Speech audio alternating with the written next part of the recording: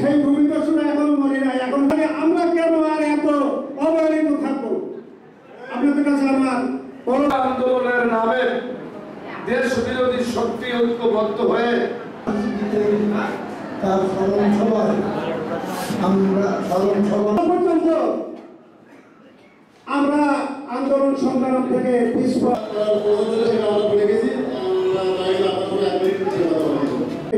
যে আপনারা আমাদেরকে একটা গতি করেন, আমাদেরকে একটা ব্যবস্থা করেন।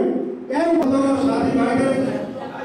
সুস্বাস্থ্য কামনা করে সবাই দীর্ঘায়ু কামনা করে আন্দোলনের সময় সে সময় তিনি দেবীসহ মাঠে এসে এই ভূমিকরণ তার স্মৃতির প্রতি শ্রদ্ধা জানানোর জন্য শুধু এবছর নয় এভাবে একে অপরের মধ্যে নেতৃত্ব নিয়ে তখন আমাদের আন্দোলন।